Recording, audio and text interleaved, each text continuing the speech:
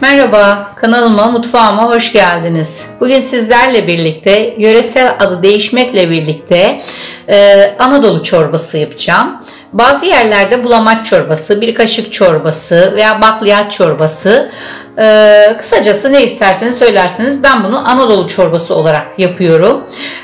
Bir kaşık denmesinin sebebi de bütün malzemelerimizin birer kaşık olarak kullanılmasından kaynaklanıyor. Ben malzeme listesini yine açıklamalar bölümüne zaten ekleyeceğim. Burada kullanacağım malzemeler: 1 yemek kaşığı kırmızı mercimek, yeşil mercimek, bulgur, pirinç. Bunlar hepsi birer yemek kaşığı. Ayrıca burada nohudumuz var. Islanmamış haliyle 1 yemek kaşığı dolusu nohut. Tabi ıslatıp haşladıktan sonra 2-3 kaşık oluyor. Onun dışında terbiyesi için kullanacağım 1 kaşık un, 1 yumurta, 1 su bardağı yoğurdumuz var. 1 su bardağı et suyu veya normal su fark etmez. O size kalmış. Ben tavuk suyu kullanıyorum. Baharatlarımız var. Baharatları kendi damak zevkinize göre ayarlarsınız. Ben burada 1 tatlı kaşığı tuz, 1 tatlı kaşığı nane, 1 çay kaşığı pul biberim var. Bütün malzememiz bu kadar. Sadece bunları yıkayacağım. Haşlarken üzerine 4 su bardağı su ilavesi yapacağım. Bakliyatları yıkadım. Ocağı açtım. 4 su bardağı su ilavesi yapacağım. Terbiyesinde kullanmak üzere bir tane de kuru soğanım var. Onu söylemeyi unuttum. Onu da birlikte hazırlayacağız zaten.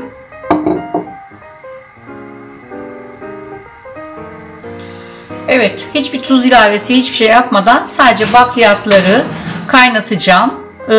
Suyunu çekecek. Ondan sonra terbiyesini sizlerle birlikte hazırlayacağım. Evet, şimdi terbiyesini hazırlamak için 1 yemek kaşığı unumuzu boşalttım. Yumurtası, yoğurdumuz. Önce bunları çırpıp ondan sonra et suyunu ilave edeceğim.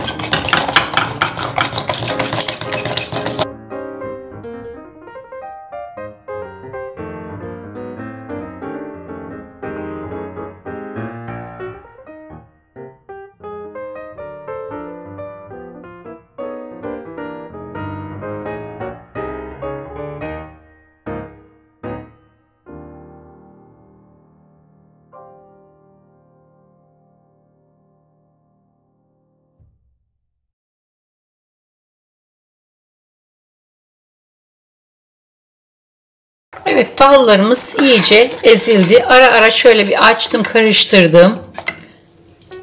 Gördüğünüz gibi biraz da sulu vaziyette. Çünkü daha terbiyesini de ekleyeceğiz. Biraz da terbiyesiyle kaynayacak. Çok kısık ateşte 30 dakika kaynattım. Çok harlı ateşte kaynatırsak suyunu çabuk kurutur, tahıllarımız hala sert kalır. O yüzden kaynamaya başladıktan sonra altını kısıp kısık ateşte pişmesini beklemeliyiz.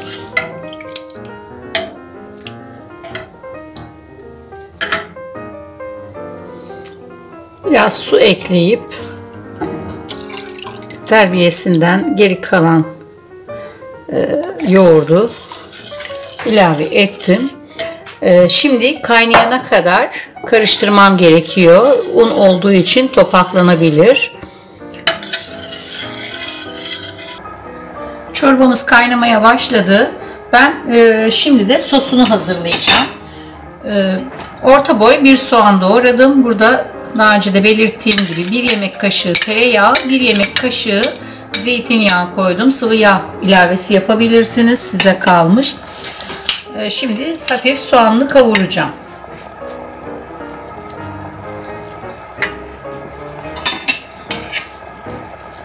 Çorbamızın kıvamı bu şekilde. Çok yoğun bir kıvamda çorba sevmiyorsanız suyunu veya et suyunu biraz çoğaltabilirsiniz. Şu anda verdiğim ölçülerdeki kıvam bu.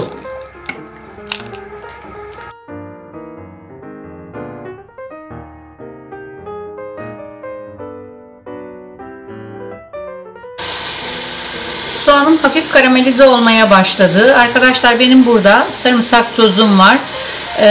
Bunu da sizlerle paylaşacağım. Yapılışını paylaşacağım. Bunu koyup koymamak size kalmış. Ama ben sarımsağı bütün her şeyde kullandığım için buna da bir çay kaşığı ilavesi yapıyorum.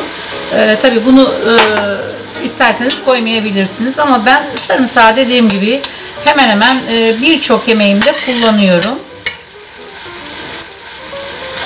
Onun yapılışını da kısa bir süre sonra sizlerle paylaşacağım. Onu kendim evde yapıyorum.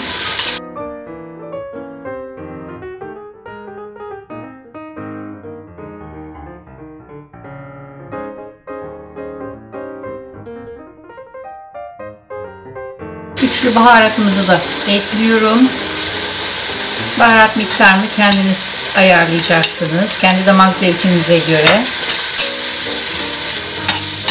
Bu sos bu çorbaya çok yakışıyor. Evet, şimdi artık sosumuzu çorbamızla birleştirme zamanı geldi.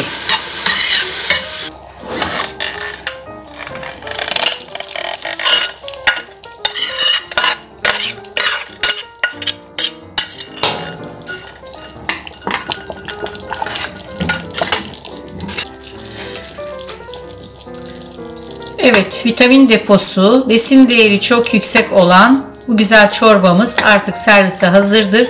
Altını kapatıyorum ve servise alıyorum. Bunu özellikle yemek seçimi yapan çocuklarımıza sık sık yapalım. Çok rahatlıkla tüketebilirler diye düşünüyorum. Yapacaklara, deneyeceklere şimdiden afiyet olsun diyorum. Beni buraya kadar izlediyseniz çok teşekkür ederim. Kanalıma henüz abone değilseniz abone olup bildirimleri açıp beğeni ve yorum yapmayı unutmayın. Bir sonraki videomda görüşmek üzere. Hoşça kalın, sağlıkla kalın.